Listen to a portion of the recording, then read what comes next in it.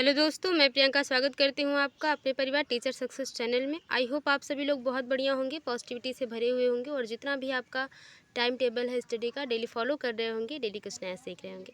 तो जैसा कि आप लोगों ने देखा थंबनेल में कि आज हम लोग बातें करने वाले हैं सीटेट के सीडीपी सब्जेक्ट यानी कि शिक्षा मनोविज्ञान या मनोविज्ञान के बारे में। और जो प्रश्न होने वाले हैं वो टॉप 30 प्रश्न होने वाले हैं। प्रीवियस ईयर क्वेश्चन जो है वो 17 जनवरी 2022 में सीटेट में जो सीडीपी का जो क्वेश्चन आया था, जिस प्रकार से आए थे हूबहू वही प्रश्न और वही ऑप्शंस के साथ और उन्हीं आंसर केस के साथ हम लोग बातें करेंगे। कम समय में ज़्यादा प्रश्न होंगे और व्याख्या होंगी वहाँ जहाँ पे ज़रूरत होगी। महत्वपूर्ण प्रश्नों की श्रृंखला इसलिए क्योंकि आप जानते हैं किसी भी एग्ज़ाम को क्रैक करने के लिए आपको किस प्रकार से प्रीवियस और प्रैक्टिस सेट की ज़रूरत होती है, बस उन्हीं पर आधारित प्रश्न है।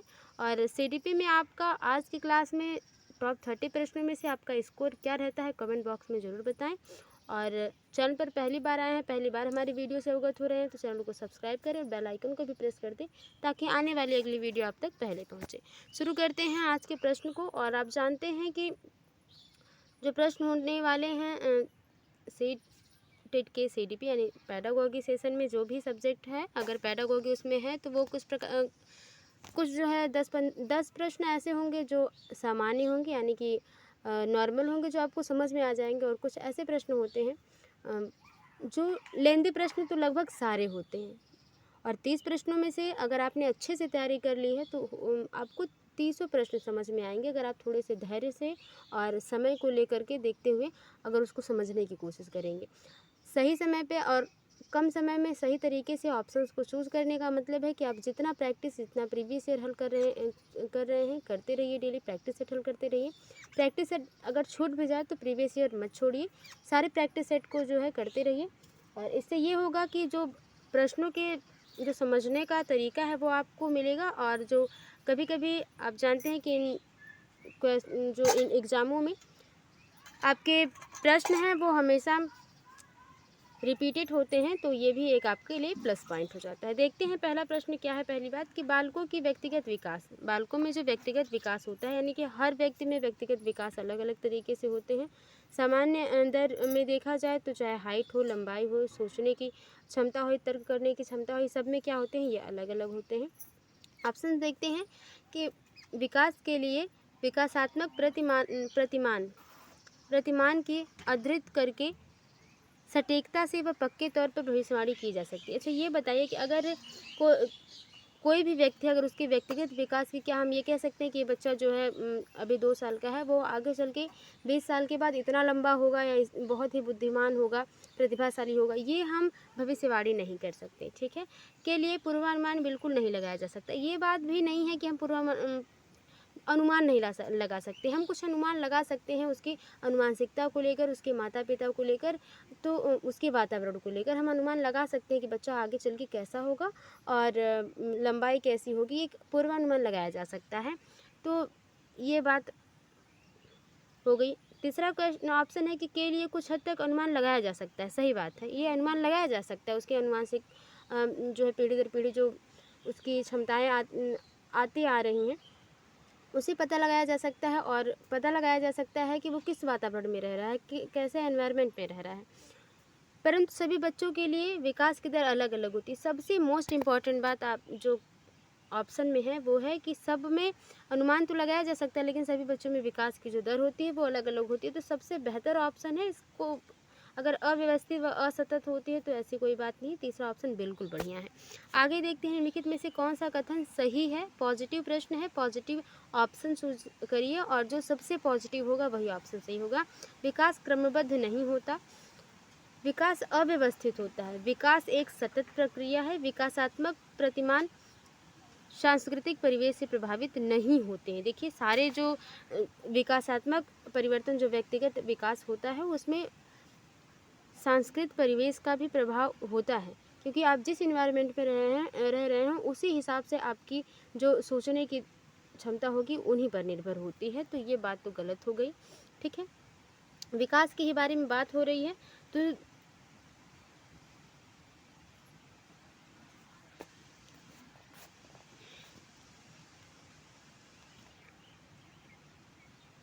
अगला है कि विकास क्रमबद्ध नहीं होता है। तो क्रमबद्ध होता है, क्रम से ही होता है। ये बताइए, क्या 2 साल का बच्चा है, 2 साल होने से पहले क्या वो 10 साल का हो जाएगा? नहीं। क्रम होता है कि इतने वर्ष में बच्चा इतने शब्द सीख लेता है, इतने माह में बच्चा अपनी माँ को पहचानने लगता है। ऐसा आप लोगों ने बहुत बार सुना होगा और ये सच है, क्रमबद्ध होता है, ठीक है। विकास अव्यवस्थित होता है, अव्यवस्थित नहीं व्यवस्थित होता है पूरी तरह से, कि जो है बच्चा 7 वर्ष का है, 8 वर्ष का है, तो उसकी क्षमता कितनी होगी सोचने की और किसी कार्य को करने की कितनी क्षमता होगी, तो व्यवस्थित होता है। विकास एक सतत प्रक्रिया है, जो कि सबसे बढ़िया ऑप्शन है, तीसरा ऑप्शन। आगे देखते हैं, बच्चे अपने समाज के बारे में ज्ञान, रहने के कौशल, मूल्य, रीतियाँ किससे सीखते हैं? आसपास पड़ोस, धर्म से, स्कूल से, समकक्षीय समूह से। तो देखिए, अगर बात कर ली जाए तो आसपास पड़ोस भी बच्चे के मूल्य में, ज्ञान में अपना भूमिका अदा करता है। धर्म भी, जो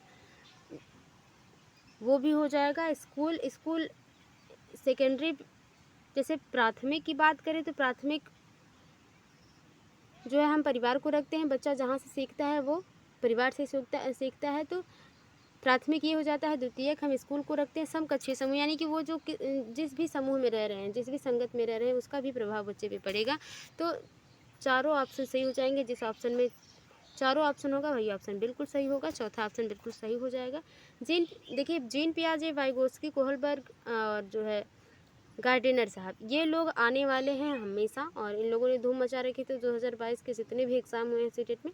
तो देखिए, जीन पियाजे के सिद्धांतों के अनुसार अनुकूलन किन 2 मूल प्रक्रिया को समाहित करता है? किन 2 मूल प्रक्रिया को समाहित करता है, सॉरी, ठीक है। समायोजन व समावेशन, संतुलन एवं संगठन, समायोजन एवं संतुलीकरण, समावेशन एवं संगठन। चौथे के सही आंसर की बात कर ली जाए, जो सही ऑप्शन है वो हमेशा आप लोगों ने सुना होगा, समायोजन और समावेशन, ठीक है। एकोमोडेशन की बात करते हैं जीन पियाजे जी, और ये दोनों इम्पॉर्टेंट हैं। किसी भी चीज़ को, क्या है समावेशन और समायोजन? जब कोई नई चीज़ सीखते हैं तो वो समावेशन हो जाता है। कुछ नई चीज़ सीखने के बाद जो उसमें थोड़ी बहुत त्रुटियां रह जाती हैं, जो हम अच्छे से नहीं समझ पाते हैं, और आने वाले समय में जब हम कुछ नया सीखते हैं, उस स्कीमा में हम बदलाव कर पाते हैं, तो वो समायोजन हो जाता है। पहला ऑप्शन बिल्कुल सही हो जाएगा। जीन पियाजे के संज्ञानात्मक विकास के किस स्तर पर बच्चे लंबाई व भार जैसे गुणात्मक आधारों पर वस्तुओं को व्यवस्थित कर पाते हैं, परंतु अमूर्त संरचनाओं की संक्रियात्मकता में कठिनाई महसूस करते हैं? ऑप्शन अगर आप समझेंगे, क्वेश्चन अगर आप समझेंगे तो बताया जा रहा है, क्वेश्चन में ये कहा जा रहा है कि कॉग्निटिव थिंकिंग हो रही है, ठीक है, विकास, कॉग्निटिव डेवलपमेंट हो रहा है, विकास, जो संज्ञानात्मक विकास हो रहा है उस बच्चे में, जो बच्चा भार, लंबाई और गुणात्मक आधारों पर वस्तुओं को व्यवस्थित कर पा रहा है। यानी कि अगर हम बच्चे को असेंडिंग ऑर्डर, अवरोही आरोही क्रम दे रहे हैं, तो बच्चा उसको कर पा रहा है, जो कि दिखाई दे, लेकिन अमूर्त संरचना नहीं कर पा रहा है, जो चीज़ें दिखाई नहीं दे रही। जैसे अगर उसको फोर्स के बारे में, बल के बारे में, बल किसे कहते हैं, पढ़ाया जाएगा तो बच्चा उसको अच्छे से अभी सीख नहीं पाएगा। तो ऑप्शन देखते हैं, संवेदी चालक, पूर्व संक्रियात्मक अवस्था, मूर्त संक्रियात्मक अवस्था, अमूर्त संक्रियात्मक अवस्था। बात कर ली जाए पहले ऑप्शन की, तो पहला ऑप्शन संवेदी चालक जो है वो जन्म से 2 वर्ष है, पूर्व संक्रियात्मक 2 से 7 वर्ष है, ठीक है, और मूर्त संक्रियात्मक अवस्था 7 से 11 वर्ष है। अवस्थाओं को जो अवधि है उसको याद कर लीजिएगा, 11 से 18 या उससे अधिक, 11 से अधिक या 18 तक, ये जो है बांटी गई है अवधि, वो है जीन पियाजे साहब ने जो रखी है। अब बात कर लेते हैं प्रश्न की। जो प्रश्न है कि बच्चा व्यवस्थित कर पा रहा है लेकिन अमूर्त संक्रियात्मक नहीं, तो अमूर्त संक्रियात्मक नहीं कर पा रहा है, इसका मतलब कि अमूर्त संक्रियात्मक में नहीं होगा बच्चा। सही ऑप्शन क्या हो जाएगा? तीसरा, मूर्त संक्रियात्मक, यानी कि जो चीज़ें दिख रही हैं बच्चा उसको अच्छे से कर पा रहा है। आगे देखिए कि लेव वाइगोत्स्की के सिद्धांतों के अनुसार व्यक्तिगत वाक, यानी कि वाइगोत्स्की साहब कहते हैं कि जो बच्चे आप खुद से बात करते हैं वो व्यक्तिगत वाक होता है। तो उसमें क्या है? बच्चे को अपनी सोच विनियमित करने में मदद करता है, बच्चे की सोच में रुकावट पैदा करता है, बच्चे की आत्म केंद्रीयता दर्शाता है, और बच्चे को चुनौतीपूर्ण कार्य दिए जाने पर घटता जाता है। 6 के सही आंसर की बात करी जाए, बहुत ही आसान प्रश्न है कि बच्चे को अपनी सोच विनियमित करने में मदद करता है, यानी कि कुछ नया सोचने में, क्रिएटिव करने में बच्चे में मदद करता है। पहला ऑप्शन बिल्कुल सही हो जाता है। आगे देखते हैं अगला क्वेश्चन क्या है। लेव वाइगोत्स्की के अनुसार शिक्षक बच्चों के अधिगम में किस प्रकार मदद कर सकते हैं? जो बच्चा सीख रहा है कोई चीज़, तो उसमें कैसे मदद मिल सकती है बच्चे को? उपयुक्त इनाम देकर, यानी इनाम देकर जिसको आप पुनर्वरण के नाम से जानते हैं, सख्त सजा देकर, मदद की मात्रा व स्वरूप में बदलाव करके, उन्हें ब्लैक बोर्ड से सारे उत्तर नकल करवा कर। तो देखिए सही ऑप्शन आप देख गए होंगे, सबसे पॉजिटिव तीसरा ऑप्शन है कि मदद करके वो अलग अलग तरीके से मदद करना है बच्चे को, ताकि बच्चा क्या है अधिगम में उसे आसानी हो। तीसरा ऑप्शन बिल्कुल सही हो जाएगा। आगे देखते हैं। पूजा अपने दोस्त को कहती है कि हमें कक्षा के नियमों का पालन करना चाहिए, वरना शिक्षिका हमें बाहर खेलने की अनुमति नहीं देंगी। पूजा लॉरेंस कोहलबर्ग, देखिए लॉरेंस कोहलबर्ग के नैतिक विकास के किस चरण में है? ऑप्शन देखते हैं। आज्ञा पालन एवं दंड अभिविन्यास, अच्छा लड़का अच्छी लड़की अभिविन्यास, अधिकारिता एवं सामाजिक क्रम व्यवस्था अभिविन्यास, सार्वभौमिक नैतिक सिद्धांत अभिविन्यास। तो देखिए जिस प्रकार से इसके क्रम है, इसी प्रकार से इसका क्रम भी बढ़ता जाता है। ठीक है, सबसे बेहतरीन जो क्रम है वो इन दोनों का आता है। तो 8वें के सही आंसर की पहले बात कर ली जाए तो क्या है? आज्ञा पालन एवं दंड अभिविन्यास, ये ऑप्शन बच्चे के लिए सही होगा। इस क्वेश्चन के हिसाब से ये ऑप्शन पहला वाला सही होगा। क्यों? क्योंकि जो पूजा है वो अपने फ्रेंड से ये कह रही है कि जो अगर हम लोग, जैसे मैम कह रही हैं, अगर हम लोग क्लास में नहीं रहेंगे तो जो मैम है वो हमें खेलने के लिए नहीं जाने देंगी। तो यानी कि बच्चे में आज्ञा पालन इसलिए करे क्योंकि उसको दंड का जो है डर है कि हम खेलने के लिए नहीं जा पाएंगे। तो पहला ऑप्शन बिल्कुल सही हो जाएगा। आई होप आप लोगों ने चीज़ों को समझा होगा। आगे देखते हैं कि हार्वर्ड गार्डनर के अनुसार निम्नलिखित में से कौन सा कथन सही नहीं है? नेगेटिव क्वेश्चन पूछा जा रहा है, बहुत ध्यान से करिए। नेगेटिव क्वेश्चन है तो नेगेटिव ऑप्शन सही होगा। बुद्धिमत्ता एक स्थिर तथा अस्थायी विशिष्टता है। बुद्धिमत्ता एक स्थिर है, यानी कि जो आपका IQ लेवल आज है वही हमेशा रहेगा। आप जानते हैं कि आप IQ लेवल बढ़ा सकते हैं, इसमें कोई अलग बात नहीं है। तो यही सबसे नेगेटिव हुआ। और भी देख लेते हैं, अगर इससे कोई नेगेटिव होगा तो वो ऑप्शन सही होगा। बुद्धिमत्ता को परिपोषित व विकसित किया जाता है, ये बात सही है, लेकिन ये बात सही है, इसमें नेगेटिव पूछा जा रहा है तो ये ऑप्शन नहीं होगा।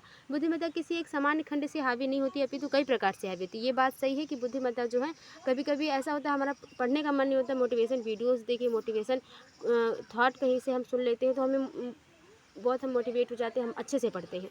ठीक है, तो ये भी होता है, तो ये भी सही है, लेकिन इसमें नेगेटिव पूछा है। बुद्धिमत्ता को एकाकी के आयाम में सहबद्ध नहीं किया जा सकता, ये बात सही है कि हम बुद्धिमत्ता हमेशा एक प्रकार की नहीं होती कि आज आपने इतना ही सीखा तो कल भी आप इतना ही सीखेंगे, आप इससे अधिक भी सीख सकते हैं अगर आप सीखना चाहें तो। पहला ऑप्शन बिल्कुल सही हो जाएगा कि बुद्धिमत्ता स्थिर तथा अस्थायी विशिष्टता नहीं है, इसमें बदलाव किया जा सकता है। जरूरी नहीं कि जो बच्चा क्लास 3 में कमज़ोर है पढ़ने में वो क्लास 9 में जाते जाते कमज़ोर ही रहेगा, नहीं, वो IQ लेवल बच्चे का बढ़ सकता है, वो बेहतर हो सकता है। एक बाल केंद्रीय शिक्षा में, ठीक है, बाल केंद्रीय शिक्षा सबसे पॉजिटिव प्रश्न है, सबसे पॉजिटिव ऑप्शन भी सही होगा। शिक्षिका की कोई भूमिका नहीं होती, क्यों नहीं होती? बच्चा अपने से पढ़ेगा। शिक्षिका की सक्रिय भूमिका होती तथा विद्यार्थी निष्क्रिय होंगे, कोई निष्क्रिय नहीं रहेगा, दोनों लोग जहाँ सक्रिय होंगे वही ऑप्शन सही होगा। विद्यार्थियों की सक्रिय भूमिका होती है तथा शिक्षिका निष्क्रिय होती है, बिल्कुल नहीं, शिक्षक व विद्यार्थी दोनों सक्रिय होते हैं, तो ये बिल्कुल सही ऑप्शन है। आगे देखते हैं, सबसे आसान प्रश्न ये रहा है। देखिए अभिकथन और तर्क यानी कि असर्शन और रीजन से संबंधित है। असर्शन A से और रीजन R से है, इसीलिए ये R से संबंधित प्रश्न ऐसे आते हैं ऑप्शन में। अभिकथन क्या है? कथन ये है कि कक्षा में लड़के गणित में, विज्ञान में लड़कियों से कहीं बेहतर प्रदर्शन करने की क्षमता रखते हैं, यानी कहा जा रहा है कि जो लड़के हैं वो गणित तथा विज्ञान में लड़कियों से तेज़ होते हैं, अच्छे से चीज़ों को समझ पाते हैं, ये कथन है। तर्क क्या है कि लड़कों में लड़कियों की अपेक्षा गणितीय तर्क व वैज्ञानिक क्षमताएं सहज रूप से मौजूद होती हैं। कहा जा रहा है कि जो लड़के हैं वो लड़कियों से बेहतर हैं गणितीय तर्क करने में और वैज्ञानिक क्षमताओं को समझने में। ऑप्शन देखते हैं, A और R दोनों सही है और A की सही व्याख्या करता है। A और R दोनों सही हैं, लेकिन R A की सही व्याख्या नहीं है। A सही है लेकिन R गलत है, A और R दोनों गलत है। तो देखिए ये ज़रूरी नहीं है, देखिए यहाँ पे जेंडर बायस की बात है, यहाँ पे इस तरह से क्वेश्चन करके जेंडर से भी संबंधित प्रश्न पूछा जा सकता था। 11 की सही ऑप्शन की अगर बात कर ली जाए तो ये बात कथन गलत है कि जो लड़के हैं वो बेहतर हैं मैथ में और लड़कियां बेहतर नहीं हो सकती, ये गलत है, बिल्कुल ही ये कहीं नहीं लिखा है और ना ही ऐसा होता है।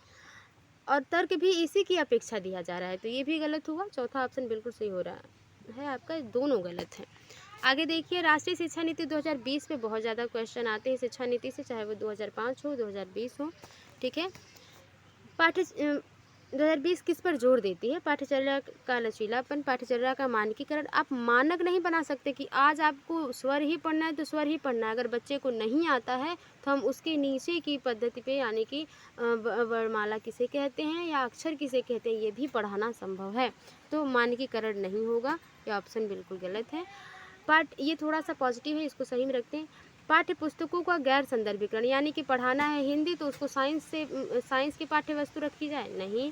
पाठ्य पुस्तक को रट कर कोई चीज़ें याद नहीं होती, सबसे पॉजिटिव पहला ऑप्शन है कि पाठ्यचर्या का लचीलापन होना चाहिए, उसको अदला बदली कर सकते हैं। अगर बच्चे को व्यंजन आता है, व्यंजन थोड़ा बहुत आता है, स्वर नहीं आता है तो हम पहले स्वर आता है, व्यंजन थोड़ा बहुत नहीं आता है तो हम उसको अदला बदली करके पढ़ा सकते हैं। ज़रूरी नहीं है कि बहुत ही बेसिक से पढ़ाया जाए, और ये भी ज़रूरी नहीं है कि बेसिक से ही पढ़ाया जाए, बच्चों को एडवांस लेवल में पढ़ाया जाए। तो लचीलापन होना चाहिए, ये बात हुई 2020 की।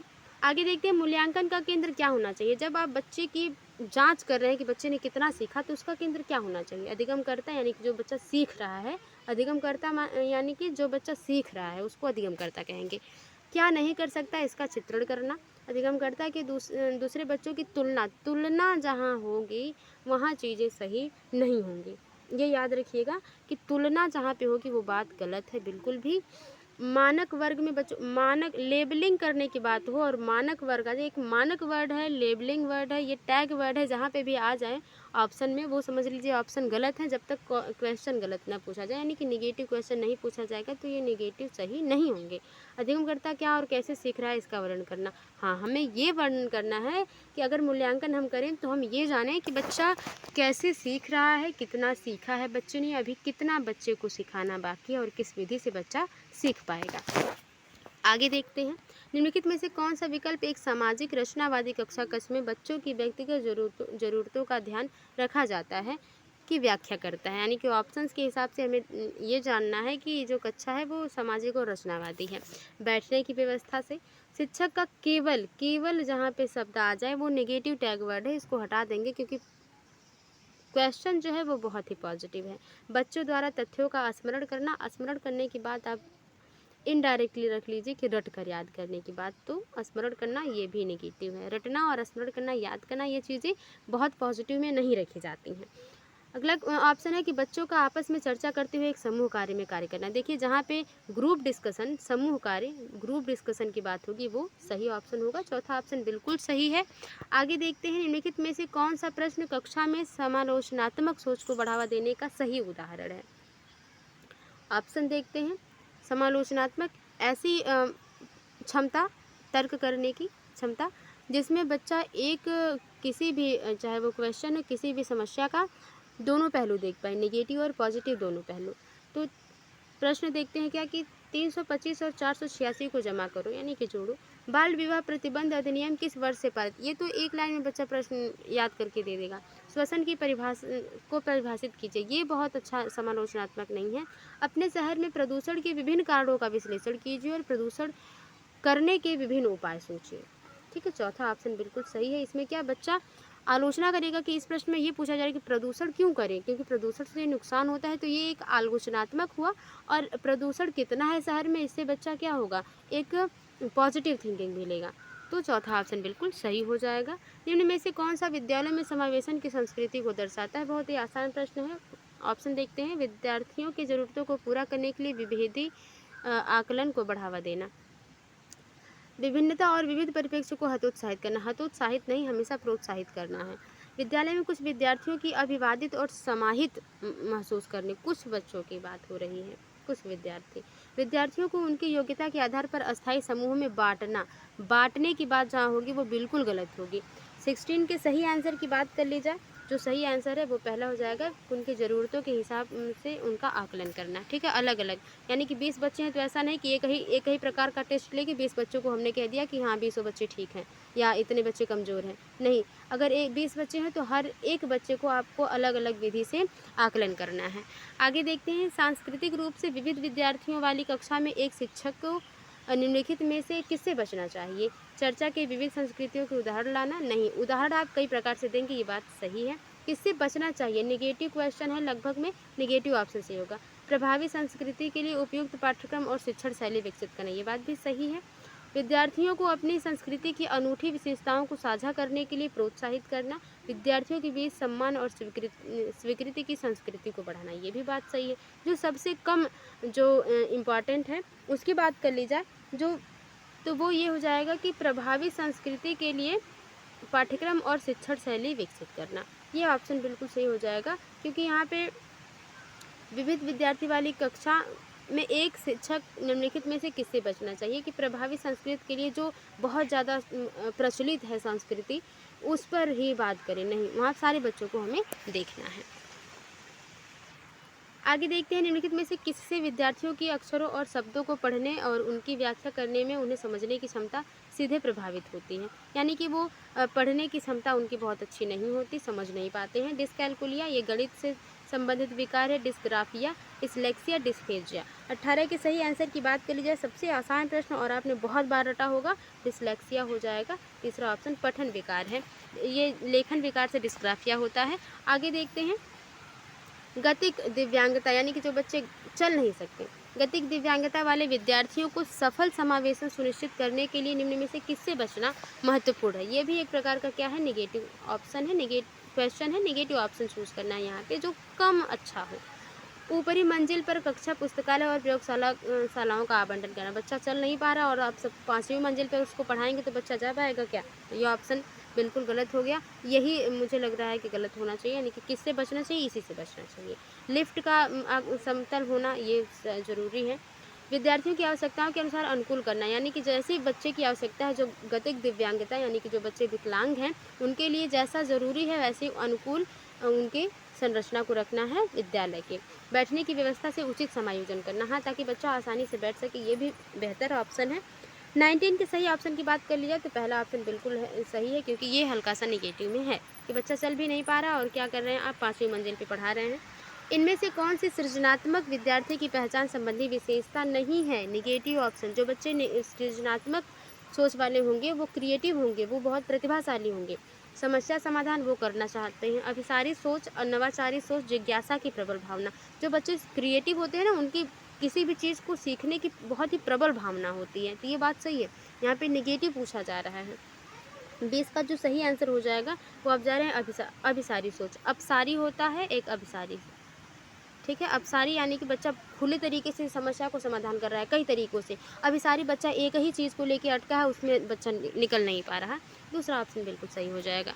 आगे देखते हैं, किसी विषय वस्तु को लंबे समय तक स्मरण रखने को सुसाध्य करने हेतु एक शिक्षक को निम्नलिखित में से किस रणनीति से बचना चाहिए, यानी कि थोड़ा सा निगेटिव प्रश्न है। स्मृति सहायक विधियाँ लागू करना, संगठनात्मक चार्ट बनाना, असंबद्ध शब्द प्रस्तुत करना, मानसिक चित्र का उपयोग करना।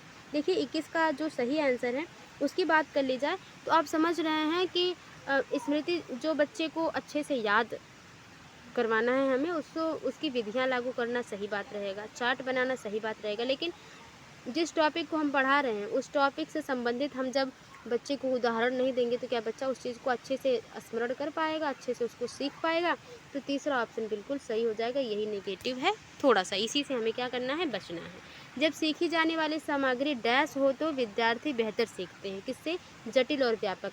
जब जटिल होगी तो बच्चा कैसे अच्छे से सीखेगा, ये बात सही नहीं है। मौजूदा ज्ञान से जुड़ी हो, हाँ, उनके पास जो ज्ञान है यानी कि जो पूर्व ज्ञान है उनका, उनसे अगर चीज़ें जुड़ी हुई होंगी तो वो बच्चा जो है उससे बेहतर सीखेगा। अव्यवस्थित और असंगठित होगा तो बच्चा बिल्कुल नहीं सीख पाएगा।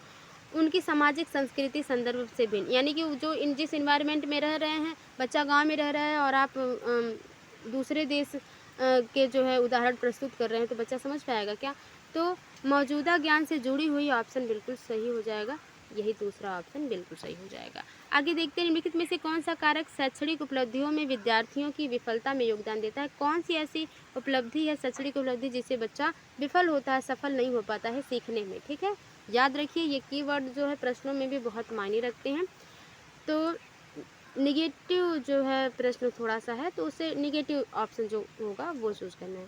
अनुभवात्मक शिक्षा, गैर प्रासंगिक पाठ्यक्रम, समावेशी दर्शन, शिक्षार्थी केंद्रित शिक्षा शास्त्र। तो देखिए अनुभवात्मक शिक्षा, हाँ जो भी हम पढ़ा रहे हैं उसमें अगर अनुभव से सिखाया जाए बच्चे को, एक्सपीरियंस जो बच्चे ने पहले से जो सीख रखा है उससे जोड़कर सिखाएंगे तो बच्चा सीख पाएगा।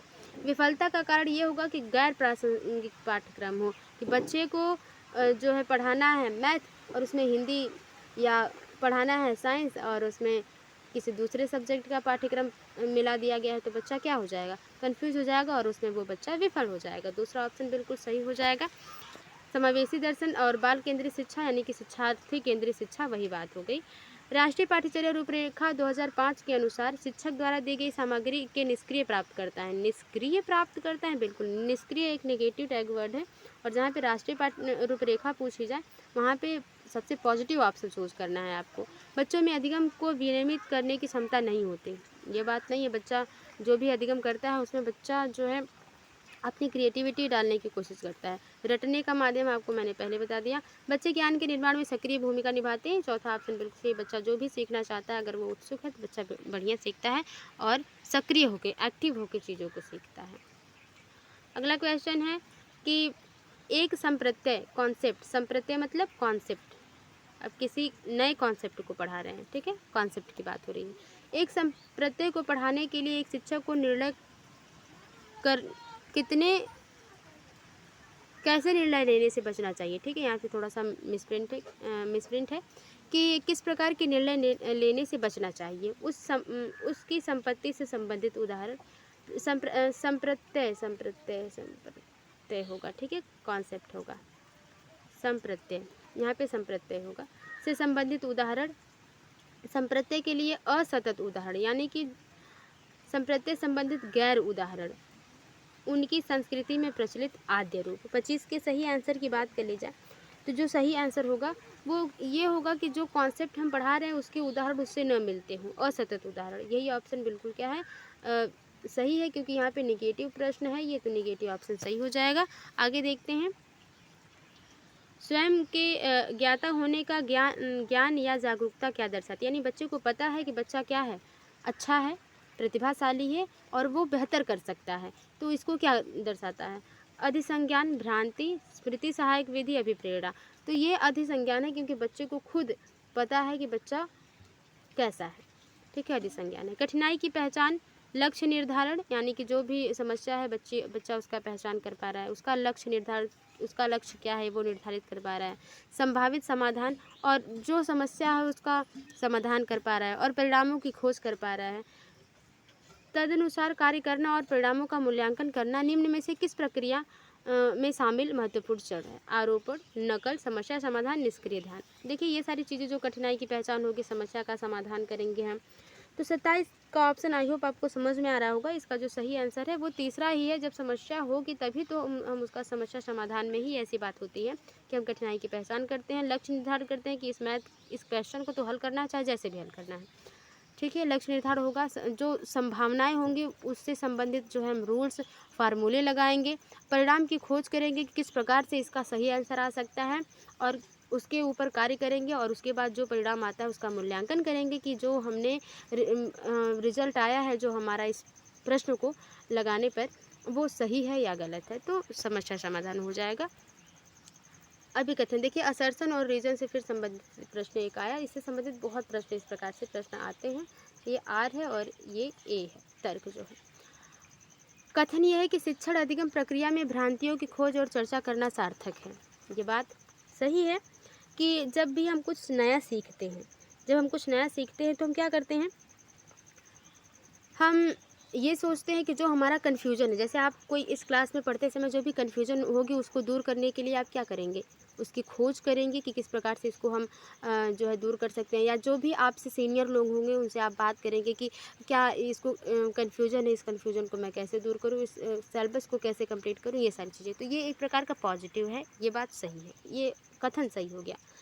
रीजन क्या है, यह विद्यार्थियों को उन भ्रांतियों के बारे में सोचने का अवसर देता है और गहन जांच करने का नेतृत्व करने में सहायक होता है। सही बात है, जो चीज़ें कन्फ्यूजन में हैं उस पर सोचने का जो है अवसर हमें मिलता है और इस पर हम और अच्छे तरीके से कैसे बेहतर हो सके इसके बारे में, तो ये ऑप्शन सही हो जाएगा। यानी कि कथन तो सही है ही, और ये जो है तर्क जो है उसकी अच्छी व्याख्या कर रहा है।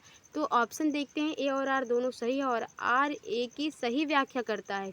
पहला ऑप्शन पहले ही सही हो गया और अदर ऑप्शन पढ़ने की ज़रूरत नहीं है।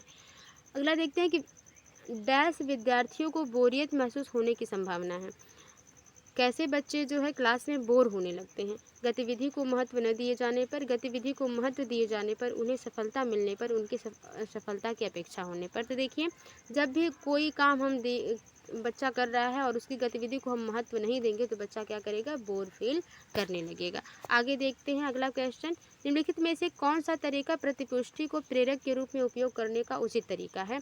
आई होप आपको ये प्रश्न समझ में आ रहा होगा। ऑप्शन देखते हैं, विद्यार्थी की क्षमता पर केंद्रित प्रतिपुष्टि देना, यानी कि जब भी आप मूल्यांकन कर रहे हैं, जैसे मूल्यांकन की ही बात हो रही है कि मूल्यांकन आप कर रहे हैं और बच्चे की क्षमता के हिसाब से मूल्यांकन करें कि बच्चे ने कितना सीखा और कितना बच्चे को सीखना बाकी है, तो उसकी क्षमता के आधार पर ही हम प्रतिपुष्टि दें, तो ये बात सही हो जाएगी। और देखते हैं ऑप्शन, ये थोड़ा पॉजिटिव है, देखते हैं, गतिविधि की प्रक्रिया पर केंद्रित प्रतिपुष्टि, गतिविधि के नहीं, गतिविधि क्यों। अब बच्चा खेल में, ज़रूरी थोड़ी है कि सारे बच्चे पढ़ाई में, खेल में, सिंगिंग में, डांस में सब में बेहतर हो। कुछ बच्चे पढ़ाई में होंगे, कुछ बच्चे डांस में होंगे, कुछ बच्चे खेल में होंगे। तो गतिविधि के आधार पर हमें प्रतिपुष्टि नहीं देना है। विद्यार्थी के काम से संबंधित वर्णात्मक शैली में प्रतिपुष्टि देंगे तो आप कौन सुनेगा आपको। अब 20 बच्चे हैं, एक बच्चे को आप वर्णन करके समझाएंगे 1 घंटे में, तो कोई आपकी प्रतिपुष्टि सुनेगा कि किस प्रकार का बच्चा है। अन्य विद्यार्थियों के साथ तुलना जहाँ करनी है वो बात गलत हुई। तो तुलना किए बिना प्रतिपुष्टि देना, हाँ तुलना तो नहीं करना है, लेकिन बच्चे को सबसे, ये भी ऑप्शन सही है, ये भी ऑप्शन सही, सबसे बेहतर ऑप्शन जो है वो पहला है। तो ये थे टॉप 30 प्रश्न। आई होप आपको समझ में आए होंगे। अगर आपको वीडियो थोड़ी सी भी हेल्पफुल लगी तो वीडियो को लाइक करें, शेयर करें, कमेंट बॉक्स में बताएं आपको वीडियो कैसी लगी और आपका स्कोर कितना रहा। मिलते हैं आपसे अगली वीडियो में, तब तक के लिए bye bye, take care, be positive, be motivated. धन्यवाद।